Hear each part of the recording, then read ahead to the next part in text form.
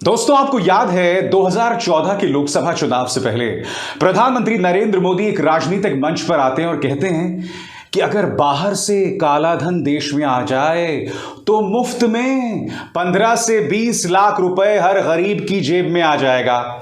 अब प्रधानमंत्री के उस झांसे में आके कई लोगों ने उन्हें वोट दे दिया था। पहले सुनिए प्रधानमंत्री ने कहा क्या था, क्योंकि प्रधानमंत्री के इसी बयान के बाद अमित शाह ने इंटरव्यू दिया था एबीपी न्यूज को, जिसमें उन्होंने कहा था कि प्रधानमंत्री नरेंद्र मोदी का वो बयान जुमला था। बस अमित शाह ने जुमला क्या कहा, उसके बाद प्रधानमंत्री के साथ ये नाम, ये शब्द जुमला जुड़ गया और उनके आलोचक उन्हें जुमला जीवी बताने लगे। अब परिणाम यह हो रहा है दोस्तों कि लोकसभा सचिवालय ने एक लिस्ट जारी की है अमर उजाला की इस खबर के मुताबिक कि जुमला जीवी शब्द, सुनिएगा और से, जुमला जीवी शब्द असंसदीय होगा। मैं आपके सामने उन तमाम शब्दों की फहरिस्त पेश करने वाला हूं जो आने वाले दिनों में असंसदीय होने वाले हैं और विपक्ष के हाथ पांव किस तरह से काटने की तैयारी है वो मैं आपको बतलाऊंगा। मगर सबसे पहले 2014 को प्रधानमंत्री नरेंद्र मोदी का यह शब्द, यह बयान सुनिए जिसमें उन्होंने कहा था 15-20 लाख रुपए हर गरीब के जेब में आ जाएंगे। सुनिए साहब। अरे एक बार ये जो चोर लुटेरों के पैसे विदेशी बैंकों में जमा है ना, उतने भी हम रुपये ले आए ना, तो भी हिंदुस्तान के एक एक गरीब आदमी को मुफ्त में 15-20 लाख रुपए यूं ही मिल जाएगा। क्या मोदी जी, एक ही तो दिल है, कितनी बार जीतिएगा। अब होता क्या है, कई दिनों बाद एबीपी न्यूज अमित शाह का इंटरव्यू करता है, जो उस वक्त भारतीय जनता पार्टी के अध्यक्ष थे। अमित शाह से पूछा जाता है कि अमित जी, प्रधानमंत्री नरेंद्र मोदी ने 15 लाख की बात कही थी, तो अमित जी कहते हैं कि देखिए ये तो ऐसे ही कह दिया जाता, ये तो जुमला था। तो अमित शाह ने इसे जुमला बता दिया। अब उसके बाद ये होने लगा कि चाहे राहुल गांधी हो, चाहे अरविंद केजरीवाल हो, चाहे ममता बनर्जी हो, यानी कि प्रधानमंत्री नरेंद्र मोदी के जितने भी आलोचक थे उन्हें जुमला जीवी बताने लगे, उनकी आलोचना ऐसे ही होने लगी। अब अमर उजाला की इस खबर के मुताबिक जो आप अपने स्क्रीन पर देख रहे हैं, यह शब्द असंसदीय, शर्म, पाखंड, भ्रष्ट, जुमला जीवी शब्द अब असंसदीय होगा। मैं पूछना चाहता हूं, क्या एक लोकतंत्र के अंदर सरकार को इस तरह से काम करना चाहिए?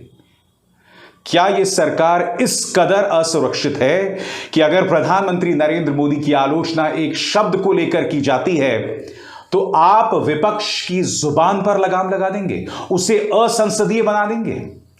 सबसे दुख की बात यह दोस्तों कि विपक्ष अक्सर सरकार पर जिन शब्दों के जरिए हमला करता है उन्हीं शब्दों को असंसदीय बनाया जा रहा है।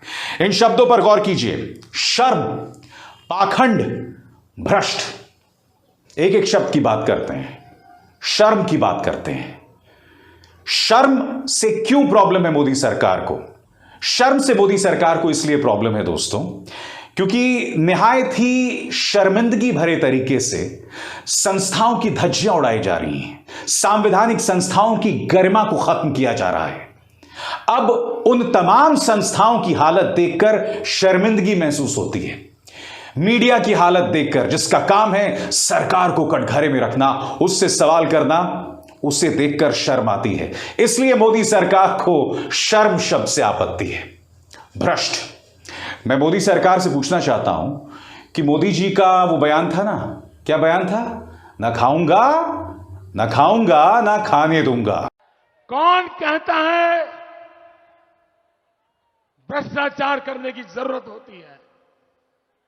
भाइयों बहनों, मेरा मंत्र है, न खाता हूं न खाने दूंगा। तो भाई जब मोदी जी कह रहे हैं कि मैं ना खाऊंगा ना खाने दूंगा, तो भ्रष्ट शब्द से आपको क्यों आपत्ति है? अगर विपक्ष सरकार को भ्रष्ट कहे, यह शब्द असंसदीय कैसे हो जाता है?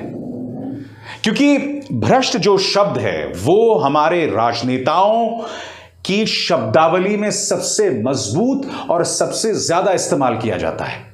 भारतीय जनता पार्टी के लोग कांग्रेस को भ्रष्ट बताते हैं और कांग्रेस के लोग बीजेपी को भ्रष्ट बताते हैं। मैं समझना चाहता हूं कि भ्रष्ट असंसदीय क्यों? कहीं ऐसा तो नहीं है कि एक जमाने में सरकारी संस्थाएं काम किया करती थी, मसलन CAG, controller and auditor general. इस संस्था का क्या मतलब था दोस्तों? CAG, तमाम जो सरकारी योजनाएं थी उन पर नजर होती थी CAG की और उनका एनालिसिस किया जाता था और उसी के जरिए भ्रष्टाचार के मामले उभर कर आते थे। मैं आपसे पूछना चाहता हूं और पूछिएगा अपने सरकारी दोस्तों से, CAG के हाथ पांव काट दिए गए हैं। लोकपाल याद है? अन्ना का आंदोलन, तमाम चेहरे, किरण बेदी, जनरल VK सिंह, अनुपम खेर, अरविंद केजरीवाल, तमाम लोग थे मंच पर। इस आंदोलन का फायदा सबने उठाया, मगर मैं आपसे पूछना चाहता हूं वो लोकपाल कहां गया? जिस लोकपाल को लेकर कांग्रेस को बदनाम किया गया, जिस लोकपाल आंदोलन पर सवार होकर भारतीय जनता पार्टी 2014 में सत्ता में आई, वो लोकपाल आखिर गया कहां? जब लोकपाल ही नहीं होगा, जब CAG को पंगु कर दिया जाएगा, तो भ्रष्टाचार कैसे पता चलेगा? तो क्या इसलिए भ्रष्ट शब्द को असंसदीय घोषित नहीं कर दिया गया है? दोस्तों, इसके अलावा मैं आपको यह भी बतलाना चाहता हूं कि अमर उजाला की इस खबर के मुताबिक और किन किन शब्दों को असंसदीय किया जाने वाला है, एक एक करके। जुमला जीवी तो है ही, बाल बुद्धि, कोविड स्प्रेडर, स्नूप गेट, ये तमाम शब्द हैं दोस्तों। यहां तक कि आम तौर पर जो शब्द इस्तेमाल होते हैं, कौन से शब्द होते हैं दोस्तों? शर्म, दुर्व्यवहार, विश्वासघात, भ्रष्ट, ड्रामा, पाखंड, अक्षम, ये तमाम शब्द जो मैंने अभी अभी आपको अपने पीछे स्क्रीन पर दिखाए, ये तमाम शब्द अब असंसदीय होने वाले हैं और ये भूल जाइए सब। इसके अलावा जो भारतीय जनता पार्टी महाभारत और रामायण की दुहाई देती है ना, उससे निकले पात्र हैं, अब वो भी असंसदीय होंगे। कैसे? इन शब्दों पर गौर कीजिएगा।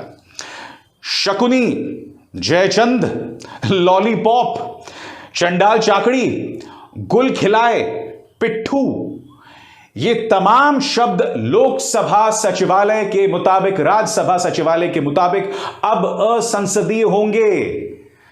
लोकसभा सचिवालय, मैं आपसे पूछना चाहता हूं पूरे सम्मान के साथ, आप कर क्या रहे हैं? आप इस देश के लोकतंत्र, इस विपक्ष के साथ ऐसा विश्वासघात, ऐसी नाइंसाफी कैसे कर सकते हैं? और बात यहां नहीं रुकती है। अक्सर विपक्ष ने, और देखिए ये आरोप 2014 से पहले भी लगते थे, विपक्ष अक्सर जो पीठासीन अधिकारी है, यानी कि जो चेयरमैन है, चाहे राज्यसभा के चेयरमैन हो, राज्यसभा के उपसभापति हो, लोकसभा के जो अध्यक्ष हों, उन पर पक्षपात का आरोप लगाते हैं। इस तरह के आरोप सोमनाथ चटर्जी पर लगे, इस तरह के आरोप हामिद अंसारी पर लगे जब वो राज्यसभा के जो सभापति थे, इस तरह के आरोप वेंकैया नायडू पर लगे, इस तरह के आरोप एक जमाने में शंकर दयाल शर्मा पर भी लगे। तो ये तमाम आरोप लगते रहे दोस्तों। अब आप चेयर पर सवाल नहीं कर सकते, उनके खिलाफ उन शब्दों का इस्तेमाल नहीं कर सकते। और अमर उजाला के मुताबिक वो कौन से शब्द हैं, मैं आपको पढ़ के सुनाना चाहता हूं। अध्यक्ष और सभापति पीठ पर आरोप को लेकर भी कई वाक्यों को असंसदीय श्रेणी में रखा जा रहा है। इसमें कौन कौन से शब्द हैं या कौन से वाक्य हैं? इसमें आप मेरा समय खराब कर रहे हैं, आप हम लोगों का गला घोंट दीजिए, चेयर को कमजोर कर दिया है और यह चेयर अपने सदस्यों का संरक्षण नहीं कर पा रही है, आदि शामिल हैं। मैं आपसे पूछना चाहता हूं, अगर विपक्ष को लग रहा है कि लोकसभा के सभापति या राज्यसभा के चेयरमैन, डेप्यूटी चेयरमैन उनकी बात को नहीं सुन रहे हैं, और ऐसी ढेरों मिसालें हमारे सामने हैं। सबसे बड़ी मिसाल, जिस तरह से कृषि के 3 कानून पारित हुए थे, विपक्ष लगातार कह रहा था चर्चा कीजिए, विपक्ष लगातार कह रहा था इसे स्टैंडिंग कमेटी में भेजिए, मगर उस वक्त जो राज्यसभा के उपसभापति थे उन्होंने मानने से इनकार कर दिया। और फिर आपको याद है क्या नजारा हुआ था? महात्मा गांधी की मूर्ति के सामने राज्यसभा के सांसदों को अनशन करना पड़ा था। यह अप्रत्याशित नजारा था दोस्तों, जहां इस तरह से राज्यसभा के पीठासीन अधिकारी पर पक्षपात का आरोप लगा था। मैं पूछना चाहता हूं, क्या लोकसभा सचिवालय, राज्यसभा सचिवालय या भारतीय जनता पार्टी सरकार यह अधिकार भी लोगों से छीन लेना चाहती है? अरे मेरे दोस्त, आप लोकतंत्र को क्या बनाना चाहते हैं? सबसे बड़ी बात, आप इन शब्दों से डरे वो एक अलग बात है, मगर क्या आप लोकतंत्र से डरते हैं? क्या लोकतंत्र से आपके अंदर इतना डर है? इन शब्दों से डर गए कि आपके अंदर लोकतंत्र को लेकर डर है? बताइए। जो सरकार 56 इंच के सीने की बात करती है, वो इन शब्दों से डर जाए? अरे क्या कर रहे हैं आप लोग? क्या बना रहे हैं आप अपना हाल? ये क्या हाल बना रखा है? कुछ लेते क्यों नहीं? नमस्कार। स्वतंत्र और आजाद पत्रकारिता का समर्थन कीजिए, सच में मेरा साथी बनिए। बहुत आसान है दोस्तों, इस ज्वाइन बटन को दबाइए और आपके सामने आएंगे ये 3 विकल्प, इनमें से एक चुनिए और सच के इस सफर में मेरा साथी बनिए।